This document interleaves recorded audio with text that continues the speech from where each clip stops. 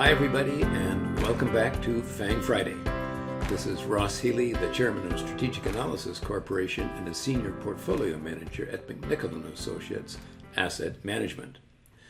Next week, we will not be having our regular FANG Friday video. Instead, we will be holding our special webinar entitled Using SVA to Survive and Thrive in a Bear Market.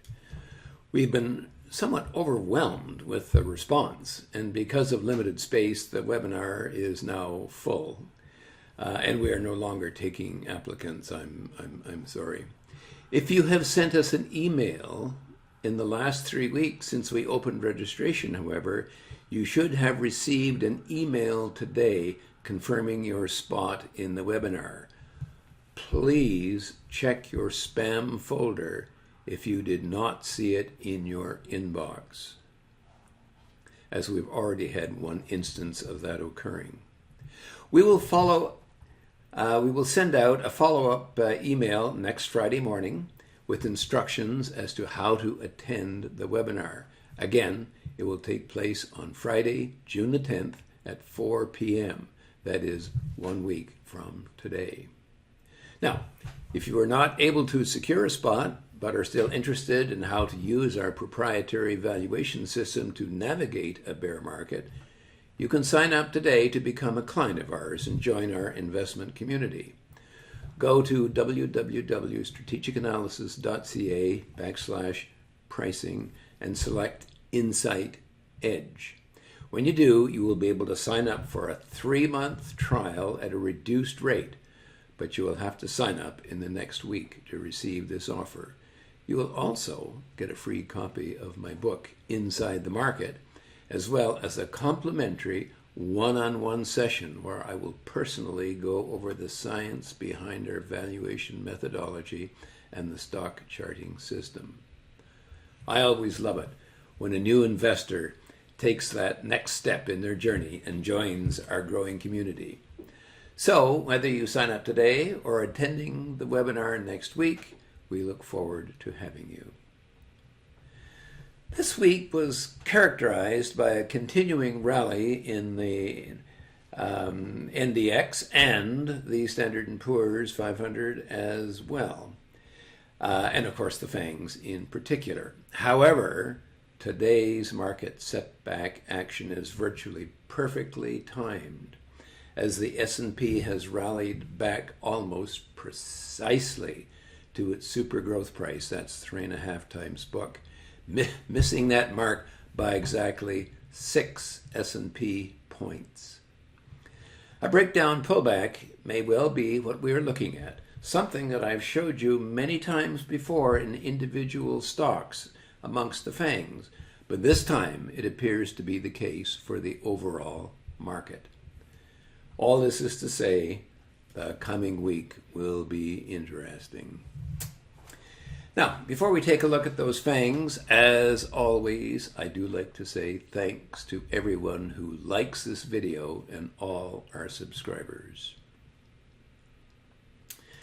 Okay, let's start off with Amazon this week, and I'm going to sort of pause here for a moment and talk about some interesting features here.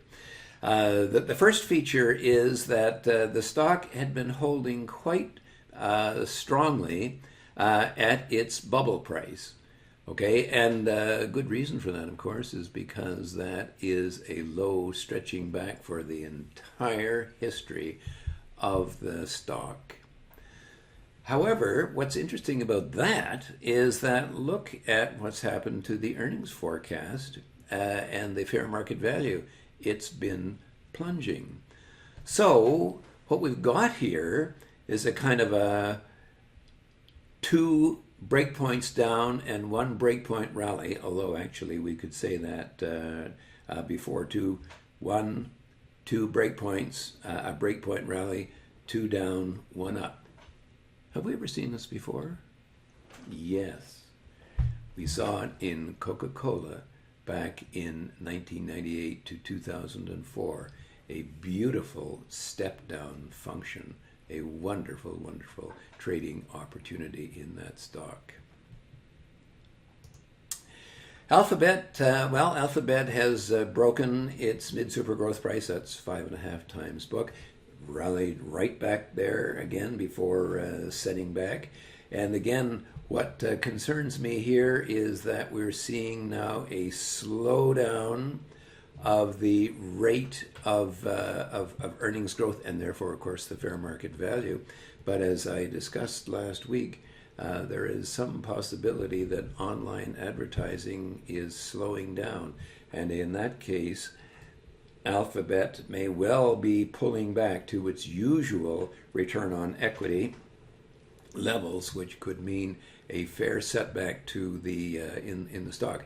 I am kind of thinking in the back of my mind we might see a setback to its super growth price, which was its 10-year average low for the stock. Apple is holding nicely at its HB5.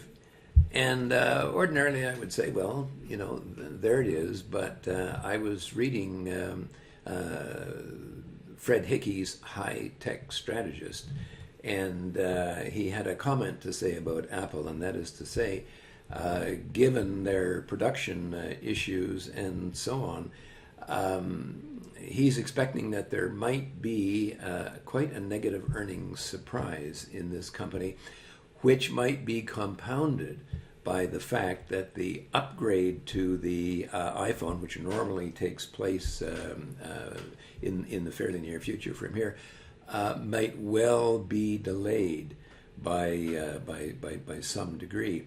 And in that case, then I think we should be watching that breakpoint, the HB5 breakpoint, very carefully for a breakdown.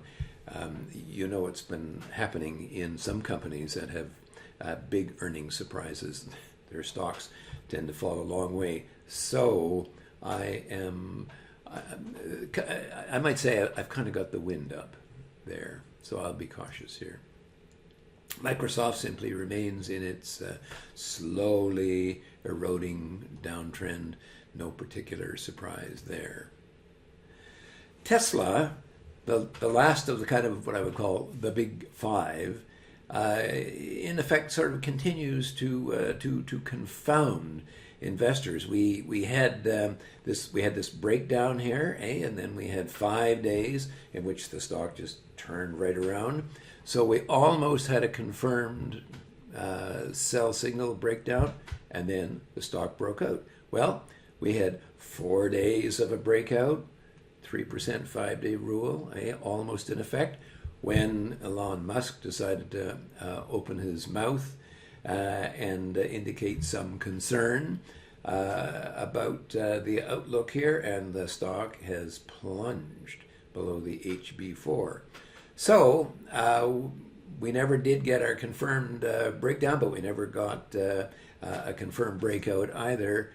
I think we will remain with Tesla very much on the side. Netflix and, I'm going to do Netflix and Meta together because 2 reasons. First of all, these are the 2 cheapest of the FANG stocks, and they are both or have been down or are heading to their super growth price, which is 3.5 times book value. Now, the reason that I am somewhat concerned is when you look at the trend of their earnings and fair market value, they're both in a slowing trend.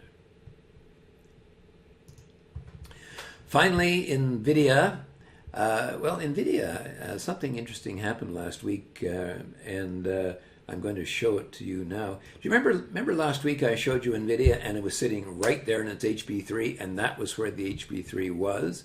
Well, look, there has been a new balance sheet, and what's happened is that the HB3 price has jumped. That, by the way, is 16 times book value. It jumped. Now, the stock is still on side. However, if you want little things to nag at you, take a look at the earnings and fair market value trend. It's starting to tilt over. Nothing serious yet, but we'll be watching the HB3 to see if that can hold and see whether this is a significant move or not. Summing up this week is a bit of a challenge. Amazon had held and rebounded nicely off its bubble price, that's 7.4 times book, its very long-term low, and has almost reached its HB1 price, that's 9.5 times book.